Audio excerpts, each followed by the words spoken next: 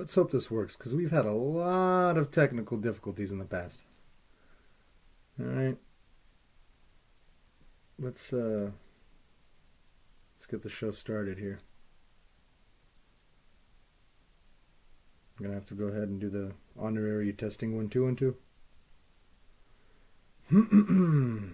Let's see what's going on here.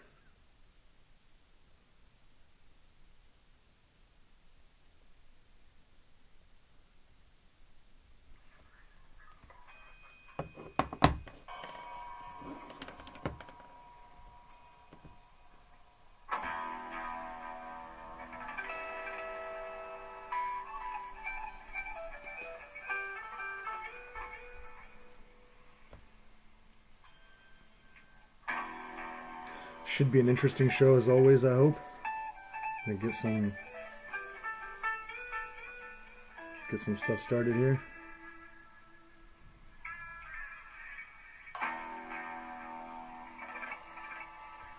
The only person brought to you by Sadar. Thank you very much. Let's see.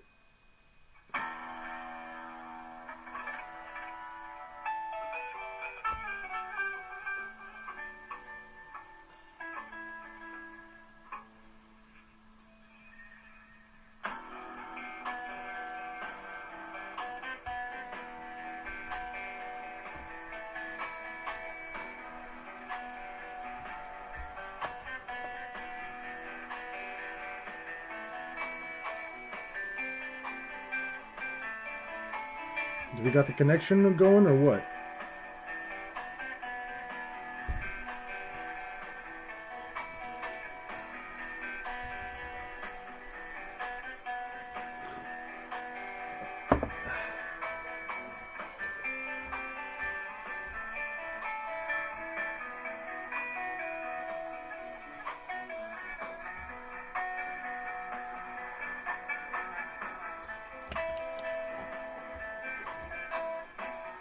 Just setting things up here, folks. You know how it goes.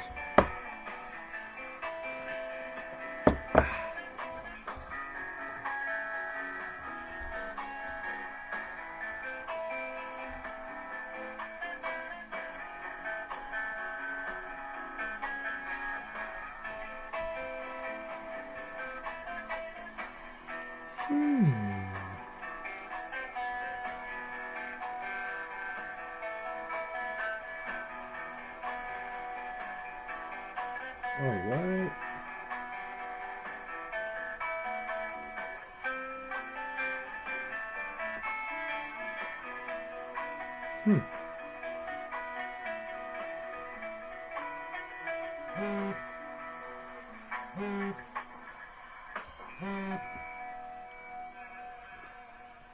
Okay.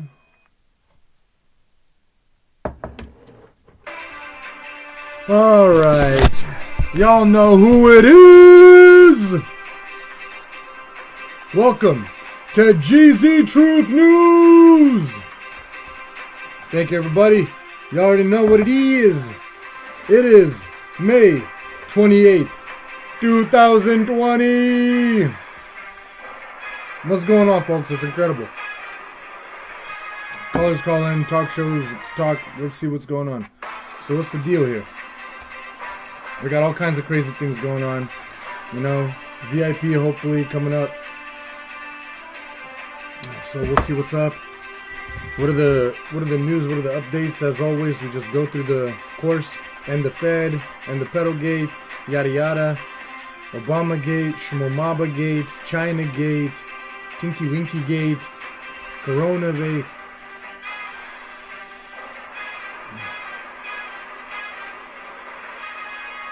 So, I like starting with the mainstream news. What's going on here?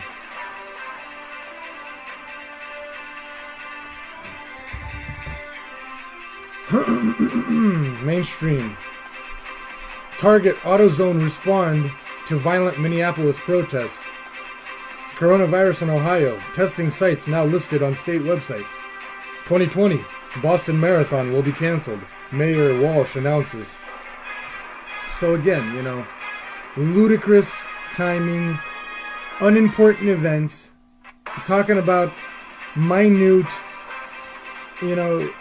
problems that are just, let's get to the real business here. Okay? So, let's take a look at some of the, more independent media. Sorry, Twitter, but Trump is right about mail-in ballots. Okay? At least 11 local news stations caught airing the exact same Amazon propaganda segment, and on and on. Propaganda we already know. Google Drive takes down personal copy of Plandemic. Yeah, I don't know if we talked about that one, but that is pretty important. There's people who are trying to do stuff, trying to do documentaries, people trying to spread somewhat of the truth out. And then you got, of course, YouTube, Schmooboob, all these people. They ban everything, shadow ban, shadow stock. Okay? Thank you very much. Alright, let's get the show, on the road. Is that about all it? There's... What can I do? What can anybody do? Alright, let's get it going here. Oh, we got T-minus 2 minutes. Okay. So, couple new updates. As of today, AG Barr asks Kavanaugh connected U.S. attorney to probe Obamagate unmaskings. Big deal. Q-Map has been posting. Donnie Boy has been posting. I mean, look, what can I tell you? Today, recent Q post. 81% of Minnesota COVID-19 deaths are from nursing homes. And not to mention that, we already talked about, we've talked it to death. That we already know that it's all mostly fake news.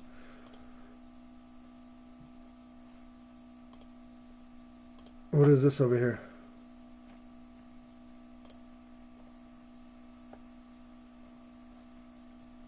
Gonna get it updated here. There's that.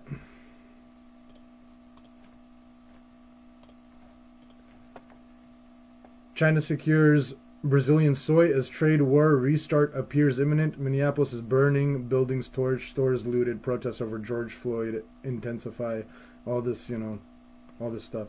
Okay, so let's get it going here.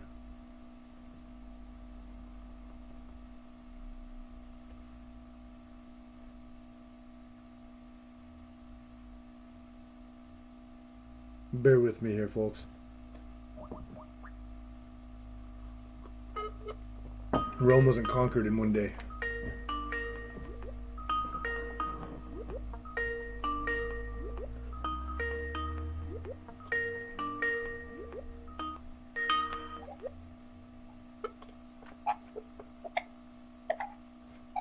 How are you doing? Hey, great. How are you doing? Video, I've turned on mine. Sounds great. Perfect. You want to do a video? You want me to turn on the light, or is that good enough? Oh yeah, that's perfect. Okay. Looks pretty good.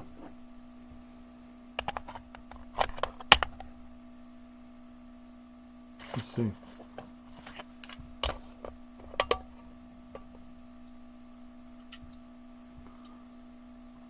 All right.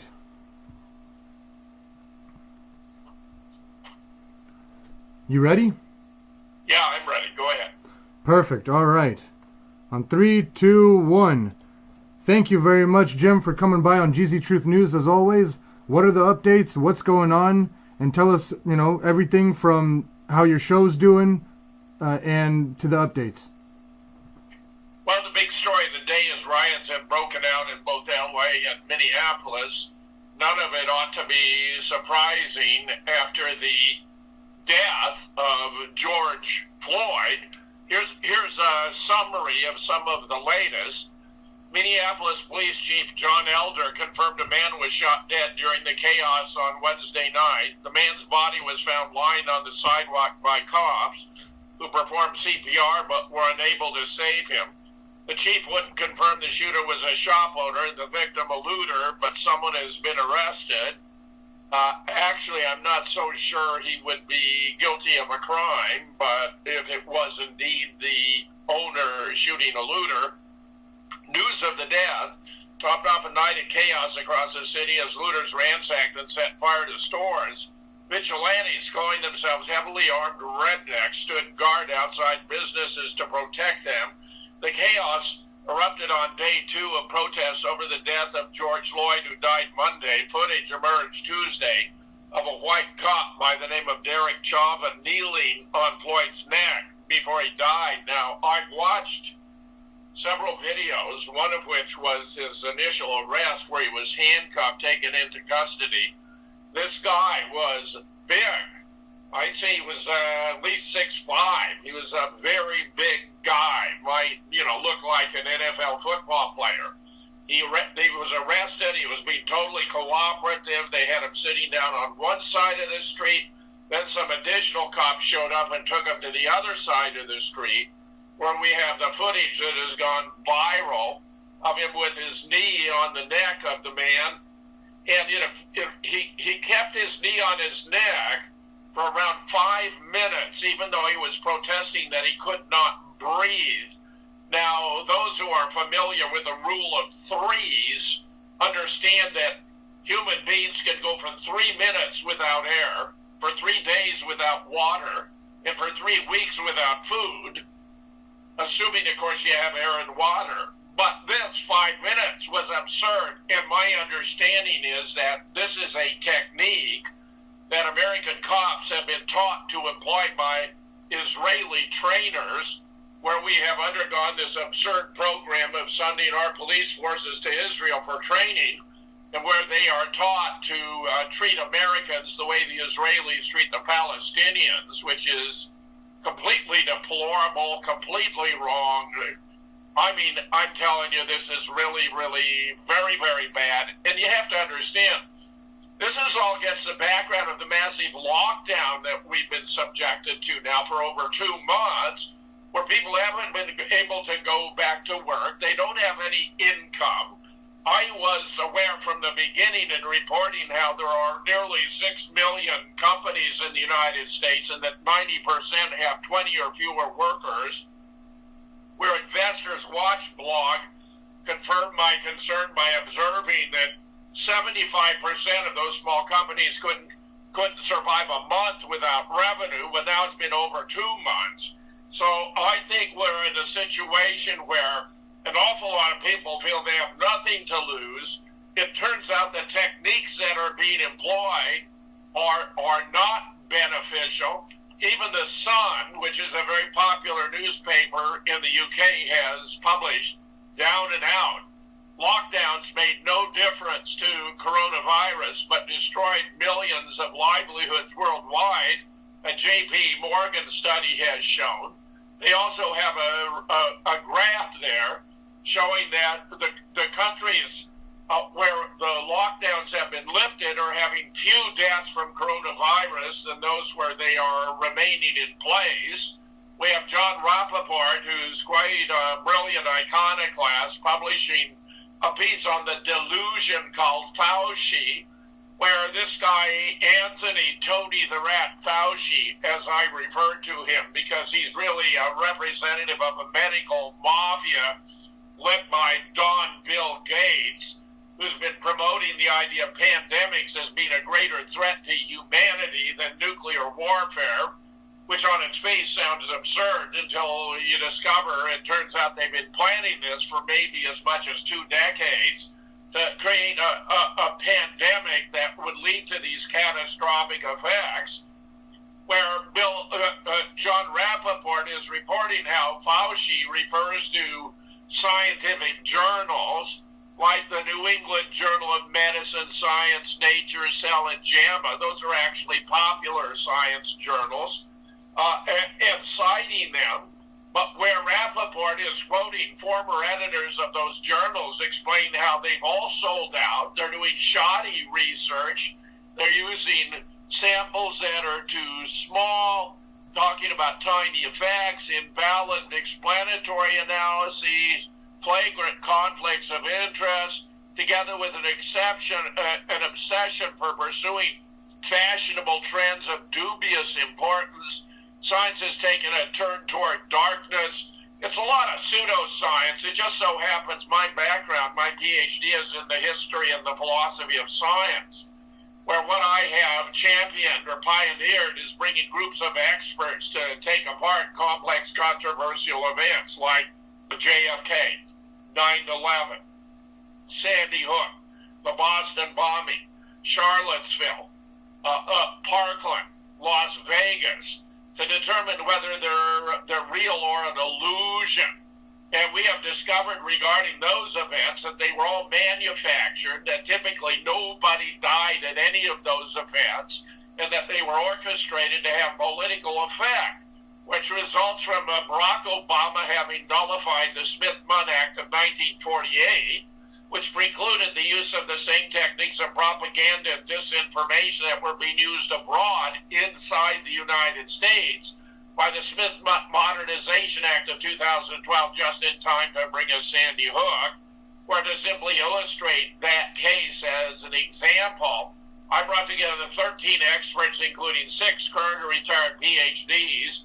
We established that the school had been closed by 2008, that it was loaded with asbestos and other biohazards damaged by a hurricane, that there were no students there, that they'd taken the abandoned school to conduct a 2-day FEMA exercise, technically a mass casualty drill involving children, for which we even discovered the manual, which I included as Appendix A in the book I published, with Mike Pelachek as my series editor, who suggested the title and wrote the preface, Nobody Died at Sandy Hook, which went up for sale on Amazon.com on 22 October 2015 and was taken down already on 19 November, just less than a month later, even though it had sold nearly 500 copies, because, of alleged violations of its community standards, which translates into too much truth.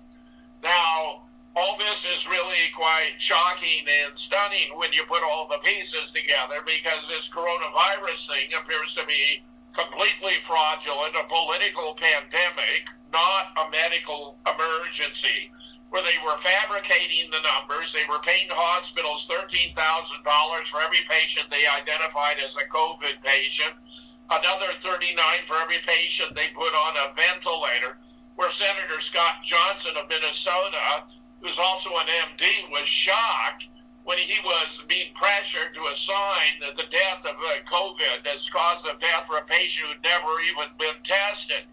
We have had hundreds of citizen journalists go to hospitals all over the country, even worldwide, where they're supposed to be teeming with COVID-19 patients, and they find they're completely empty. Only Domagard early on, whom I celebrate as the world's best at cracking false flag events, where he's gotten so good he can actually predict where the next one will occur based upon evidence left behind, put me onto the European mortality tables, where I went through country after country after country allegedly hit with this pandemic, and found that there was no spike, no increase in the mortality. It was all perfectly normal. I have published many, many blogs about this at jamesfetzer.org for those who want to get into it. I mean, there must be 24 very thoroughgoing that show this has all been a sham and appears to have been calculated to wipe out the middle class and small businesses in America. Even David Icke gave a brilliant interview with the BBC in which we laid out the case, that that was the objective here, to return to a medieval social situation where you had the rich and powerful in their castles surrounded by moats. Today we call them gated communities and estates, while the rest of us are toiling as serfs in the field. We know that Fauci is tied in not only with Bill Gates, but with a whole host of others who are rich and powerful, like Ted Turner, who has advocated a 95% of the world's population, which of course being close to 7 billion, he's talking about getting rid of over 6 billion of the world's population. I mean, think of the monstrosity of that. Other players include George Soros, who of course is deeply involved in democratic politics and who, according to one report recently had a conference call with the Democrat mayors to drag out the lockdown as long as possible in the hope that it's going to affect Donald Trump's prospects for re-election, where I must say the president showed great integrity and concern for the American people when he was presented by Fauci and Deborah Birx from the NIH with evidence from a model by Neil Ferguson, an epidemiologist at the Imperial College London, showing that if the country weren't locked down, we would suffer 2.2 million American deaths and 500,000 in Britain. Trump, even though he was, of course, well aware that his greatest strengths running for re-election were the robust economy and the surging stock market, shut down the greatest economic engine the world has ever seen. It has since emerged that the Ferguson model was completely nonsensical, that he has grossly overestimated deaths from pandemics in the past. It's now been revised. He himself has downgraded it so that he now only estimates in the UK instead of 500,000, there'll be fewer than 20,000, which applied to the US means instead 2.2 million fewer than 200,000. Ferguson, ironically, has actually been sacked from Imperial College for cavorting with his married lover. Apparently, they were not practicing social distancing. What's most important now is that the truth seems to be getting out.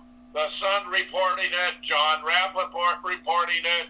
We're getting lots of tweets and other images. Here's one. World population, 7,782,797,552 COVID-19 deaths, 265,238, for a percentage of 0.003. This is what the world has stopped for. I believe the public is catching on that this is all an elaborate hoax.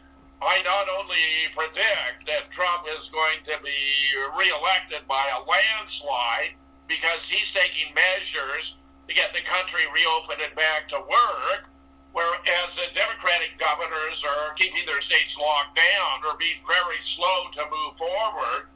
Where a recent study showed that if you compare 10 Democrat states with 10 Republican states, where their total populations were about 10 million each, that there were 7 times as many COVID deaths in the Democratic states as in the Republican states.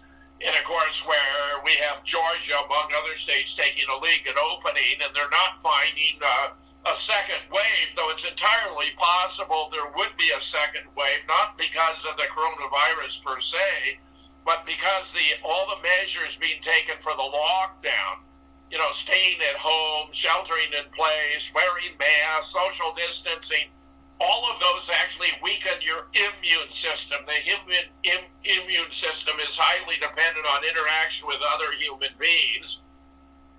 Social distancing doesn't help.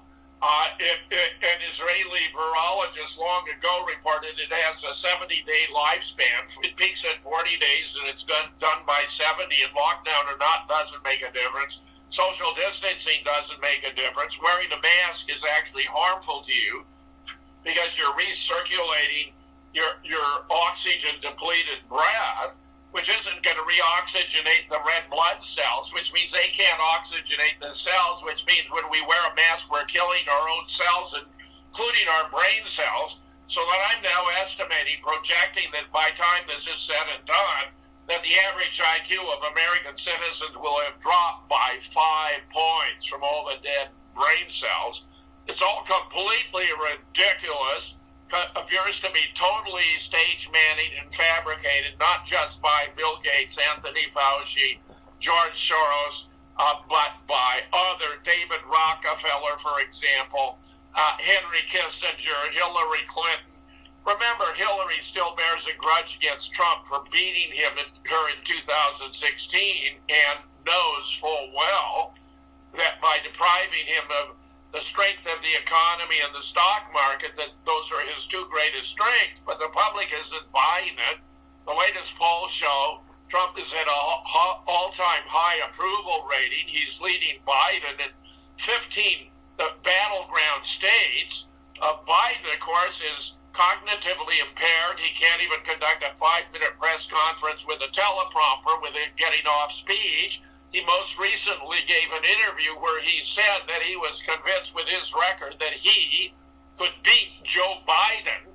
In other words, mistaking himself for the candidate he's running against. He hasn't known what state he's in, what race he's running for.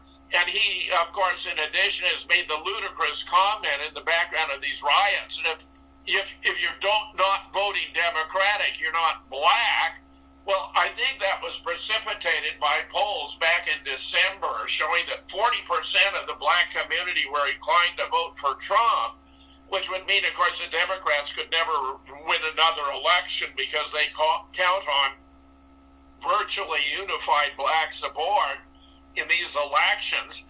But where blacks were responding to the fact that Trump's surging economy actually was raising all boats, that the lowest paying wages were increasing at the highest rate, and where, by clamping down on immigration from our southern border, he was enabling those low-wage earning workers to retain their jobs, not to be undercut by illegal immigrants who do the same work for even lower wages.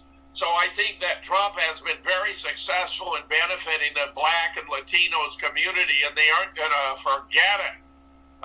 So for Biden to make such a stupid remark, I think is going to increase antagonism between the black community and the Democratic Party, which has always taken them for granted. I must say, however, if you go on MSNBC, CNN, or even the major networks, you're getting nonstop propaganda damning Trump in every possible way, but he's been fighting manfully to get the country back to work, to reopen. I think he now understands that Anthony Gates is a rat and that he's been misleading one of the great traitors in the nation's history, responsible for tens of millions of deaths. Let me just offer one illustration that reveals how despicable this person actually is. He has spoken out against hydroxychloroquine, which the president has been advocating. Hydroxychloroquine is an anti-malarial drug, but it's been around for 35 years or more. Has virtually no side effects, completely successful not only against malaria, also against lupus, but also against the SARS virus, which is closely related to this new virus we're confronted with, such that a study published in the Journal of Virology in 2005 extolled the virtues of chloroquine and its even milder derivative hydroxychloroquine in battling the SARS-CoV-1 virus, whereas this COVID-19 is so closely related genetically, it's described as SARS-CoV-2, where they share like 79% of their genome, their genetic structure, but where in addition, it turns out that it works not only therapeutic to cure if you've already got it, but prophylactic to prevent it from happening, so that it's like a wonder drug against the coronavirus. Now, because Fauci has opposed it, and because Gates appears to have financed a fake study out of the VA they can cite, claiming it has no beneficial effects, which is completely absurd. I mean, just to illustrate what it actually does, early on we had a physician in France who had 80 patients who were so severely afflicted that they were hospitalized. He put them on hydroxychloroquine, and it's typically taken with this antibiotic called the Z-Packet with zinc. 79% of them survived. We have another physician in the U.S. had 350 patients, put them on hydroxychloroquine, the Z-Pack, and zinc. All of them survived. None of them were hospitalized. None were put on a ventilator. We got a New York physician who specifies exactly his prescription of the combination of the three I just mentioned. 500 patients, none of them were hospitalized or had to be put on ventilators. So hydroxychloroquine really is a miracle drug. Turns out on my own show, The Raw Deal, I had as my guest lately James McCanney, who is a completely brilliant astrophysicist, and where James McCanney pointed out to me that even hydrogen peroxide kills the coronavirus. And if you take it as a food supplement, this is like a couple of drops. I'm not offering the medical advice. I'm saying check it out.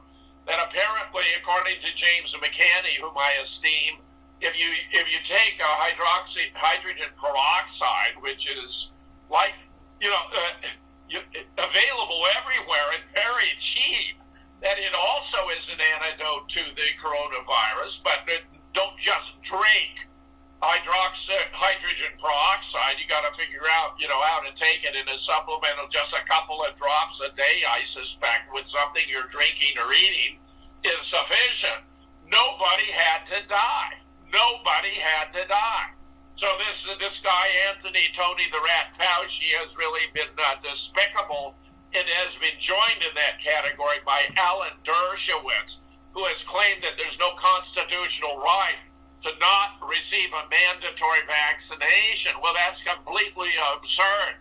These vaccines have been shown to be harmful. A Bill Gates polio vaccine in India led to the paralysis of around 500,000 Indian children. And when the Indian physicians became troubled by it, they had the vaccine ingredients studied, and they turned out to have sterility and anti-fertility ingredients, because remember, for Gates vaccines are the key to population reduction. So he's using all of his vaccines to induce sterility or non-fertility. I mean, it's absolutely astounding. In Africa, he did other vaccines, killing people right and left.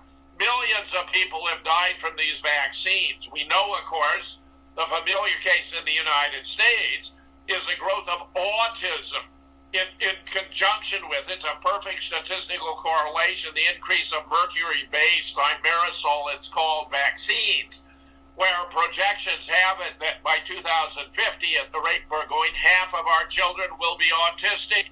It turns out they discovered a cure for autism that would reverse it, but Big Pharma bought it up and won't allow it back on the market, though I believe it could be restored under appropriate conditions and would be a great, immense benefit to millions of American parents. But I think that the business community likes kids who are autistic because they're better at performing repetitious routine activities, so they're more docile. In fact, it appears that master agenda advocated by Bill Gates involves injecting each of us with a nano chip that can affect our brain function. Long ago, I founded a journal, Minds and Machines, for artificial intelligence, philosophy, and cognitive science. Many complimented me on the editorial board, which was the best they'd ever seen for any journal in any field in the world, because I'd spent a great deal of time putting it together. Well, lots and lots of articles published in the journal were advocating what's known as the computational model of the mind, according to which human minds are computers, which I, interestingly, although I was the editor-in-chief, published many articles denying, because these machines operate on the basis of strings of zeros and ones, high and low voltage, that do not stand for anything for the machines. In other words, while these machines can be programmed to be very sophisticated in simulating human behavior, they're incapable of thought. For human beings, we process in terms of signs, which are, for example, of three different basic varieties: icons, which resemble what they stand for, things that smell like, taste like, feel like, look like, things for which they stand, like maps and photographs and drawings, all realistically construed; indices, which are causes and effects of that which they stand for, that just as fire is an index for smoke and heat and ashes and so forth, and red spots and an elevated temperature can be an index for having the measles, showing some can only be read by experts. Then the highest level of signs is the symbols, which are merely habitually associated with that for which we stand, where we have various systems of symbols in all the natural languages of the world, French, German, Greek, and so forth. Notice how, for example, the word horse or the word chair in English do not look like, they don't resemble what they stand for. They are not causes or effects of what they stand for. By having the greatest ability to utilize symbols, Americans human beings are really distinctive among all the species, where I have done a study long since of the emergence of human mentality from its primate and animal precursors, entitled The Evolution of Intelligence, which I highly recommend for any who really have an interest in the subject. The point being, you can't turn a computer into a human being, but what appears to be part and parcel of the new agenda for the New World Order is to turn human beings into computers by implanting chips that will be able to affect their synapses and their brains in such a way that they can be controlled, their behavior can be controlled. So while no one has overcome my arguments as to why you can't turn a digital machine into a thinking thing, it's pretty obvious that you can turn thinking things into something approximating a robot or a machine. And I believe that's part and parcel of the whole agenda. They're still talking about having, vaccination passports, all this kind of stuff, which has to be rejected to return to Alan Dershowitz. Look, we even have a vaccine, the H1N1 vaccine, causes brain damage. So it's not permissible for a person to be subjected to a vaccination, which is a medical procedure, and since they haven't studied the safety of these vaccines, you have to be informed of the risks and the benefits, and otherwise it's a criminal act. There are many medical codes that spell all this out. So Dershowitz was completely off base. In fact, the world community focused on this issue in relation to experiments conducted by Dr. Joseph Mengele during the Third Reich on prisoners who were not voluntary but involuntary subjects. And during the Nuremberg Tribunal, they issued the Nuremberg Code, which specifies, rules that represent international law about the impermissibility of subjecting anyone to a medical experiment, including a forced vaccination, without their consent. So Alan Dershowitz was all wet on this. I've gone so far as on repeated occasion now to damn him to hell for this grossly wrong statement where he's abusing his position as a constitutional authority to mislead the American people. You have the right to resist. You must resist. These vaccines are very, very dangerous, very, very damaging. Don't allow yourself to be vaccinated. Let me add one more development of considerable significance. We know the impact of the social media. They've been exercising their power by wrongly censoring positions, attitudes, videos they don't like. Hundreds of my own videos have been censored and removed by YouTube, for example. But where Donald Trump has been using Twitter very, very successfully to reach out to the American people until of late, when Twitter flagged a couple of Trump tweets claiming that, they needed to be fact-checked, which Trump took exception to because time and time again he's been right when he's been condemned by the mainstream media as being wrong. I can verify cases like that. Obama being not born American citizen, Trump was exactly right about that. The Hawaiian birth certificate is a forgery. He appears to have been born in Kenya. I found the death certificate. It's got his little foot on it. There's a second Kenyan death certificate they made up that's a fake. So if anyone brings up the Kenyan death certificate, they can say, yeah, but it's already been debunked. Also, in relation to Ted Cruz's father being on the fringe of the JFK assassination, Rafael Cruz was in New Orleans in front of the Trade Mart when Lee was handing out his Fair Play for Cuba pamphlets, and then again turned up in Dallas on 22 November 1963 on Main Street, where ironically the cover for my first book, where I bring together the experts on JFK assassination science, has a colored photograph where you can actually see Rafael Cruz together with the founder of Alpha 66, and particularly the most vicious of all the anti-Cuban organizations. So that it's preposterous to suppose you'd have Rafael Cruz at these two key locations on these two occasions, and that he'd not be on the fringe of the assassination.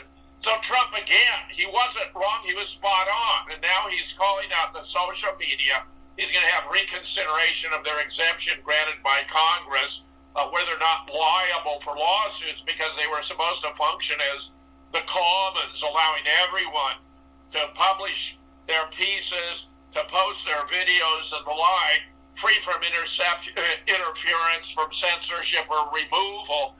They agreed to that when Congress exempted them from liability on the model of a library, for example, where the librarian provides access to all the books but isn't responsible for their contents. That's up to the individual authors. That was the original model. But since the social media have been engaging in this vast censorship campaign, they have changed their role. They violated their compact. So Trump is now, speaking out about it and taking a stand, which is, in my opinion, long overdue, but certainly most welcome. Reporting, for example, in a country that has long cherished the freedom of expression, we cannot allow a limited number of online platforms to handpick the speech that Americans may access and convey online. This is a draft of what he should be issuing today. When large, powerful social media companies censor opinions with which they disagree, they exercise a dangerous power. Well done, well said. Trump, I've got to tell you, seems to me to be operating in the best interests of the American people. And I predict, when it's all said and done, we're not only going to have a landslide re-election for Donald Trump, but we're going to have 100 million new conspiracy theorists in America alone, because they will have seen through what was happening here. Nothing like a fake story that affects your own livelihood and your ability to even exit your own home, to drive home the point when you discover it's fraudulent that you have been played. I think this is going to turn out to be a transforming experience for the American people. Very fascinating. Thank you very much, Jim. Any last thoughts, or what do you think of it all? That's Here are two last thoughts. Okay. I have a new program called The Conspiracy Guy. It just began last Sunday. It's from 10 p.m. to midnight Central Time, 11 p.m. to 1 a.m. Eastern, 8 p.m. to 10 p.m. Pacific, where each Sunday I'm taking one major controversial issue and subjecting it to dissection, where I explain how you apply the principles of scientific reasoning to each to sort things out, to determine whether the hypothesis, for example, that it's real versus a hypothesis that it's an illusion is true. And I explain the logical principles involved. And then I field questions coming from the chat room. We had the first debut of the show, The Conspiracy Guy, last Sunday, where I had 133 slides going through the coronavirus pandemic to assess whether it was political or a medical emergency, and then fielded questions thereafter. Next Sunday, this coming Sunday, I'm going to turn to the moon landing, because in my history, I've always supposed the moon landing hoax would be the greatest the world would ever experience, but it's been dwarfed by many orders of magnitude by the coronavirus pandemic, which is all completely fabricated, and I've laid it out in great detail. In addition, let me add, I have organized a conference, Question Everything 2020, for Austin, Texas, on the 7th and 8th of November. And I brought together over 20 speakers from around the world who are experts in dealing with false flag issues and conspiracy, including some of the leading experts in the world. Nick Kollerstrom, for example, a professor of the history of science from the UK, who cracked the London 7/7 subway attack, who's published a book about Chronicles of False Flag Terror, a European perspective, where he goes through 13 that occurred in Europe. He'll be one of my speakers. Oli Damagard, to whom I alluded already, is, in my opinion, the greatest expert at cracking false flag attacks. He will also be there. Dr. Catherine Horton, who has been leading a legal campaign against targeted individuals where they're using directed energy weapons. She will be there as well. I have experts from Sandy Hook and on the Boston bombing and on 9/11 and on the assassination of JFK and a host more. So check it out. If you go to my blog at jamesfetzer.org, right in the top on the menu bar, you'll find events. And in the events, you'll find how you can access both a conspiracy guide which is presented at the link jimtheconspiracyguy.com, and about the Question Everything 2020 conference in Austin, Texas, 7 to 8 November, which is also going to be available, by the way, on pay-per-view. So you won't even have to leave your home. And if you were to sign up now, you could get it at the bargain basement price of $100 for the 2-day event, because it's going to be graduated as we get closer to the date, up to $225. And if you sign up now, no risk. If for any reason the conference had to be canceled because of an act of God, nuclear war, whatever, you get a complete refund, assuming, of course, we're all around to provide that refund. So I'm telling you, there are two opportunities your audience might want to exploit. That sounds great. We're all looking forward to that. And, you know, one of the last things I was wondering if you had time for is, do you personally know anybody with the coronavirus? And B, where can we get this hydroxychloroquine? Because I myself have not even bothered to look into it. Because I don't know anybody with coronavirus. I don't know anybody who died from it or anything. Well, I reached out to my physician and asked for a prescription, which he wrote for me, explained that I won't take it unless I develop the symptoms, but I thought it was an appropriate measure to take. Oh, yeah. I know personally one and only one person who has the symptoms, and he happens to be an outspoken critic of the government, and I believe he was deliberately targeted. He lives in northern Washington State. I've done many events with him. He's particularly brilliant on the moon landing. I will most certainly be citing some of his research next Sunday. His name, Dennis Camino, and he's the only person as of this date I know who has been afflicted, and I strongly suspect he was targeted. All right. And what about, how is Mike Barr doing, or who are and that other lady that you were talking about? How are they doing? Well, I do real deal reports with an update on the coronavirus every single day for more than 2 months now. We've done over 60 daily reports. We completed our report for today just before I came on your show. So I do the real deal report with Dean Ryan in LA and Mike Barr in Seattle every single day. And you can find them archived on my Twitter account at Jim Fetzer. So I encourage everyone to check it out. We're doing our best to bring the truth, the most accurate information available, because you're not going to get it from the mainstream press, the major networks, including CNN or MSNBC. All right. Well, perfect, Jim. Thank you very much for all the updates, all the info. We look forward to your shows, conferences, and everything. Thank you for being with us. My great pleasure. Take care. You too.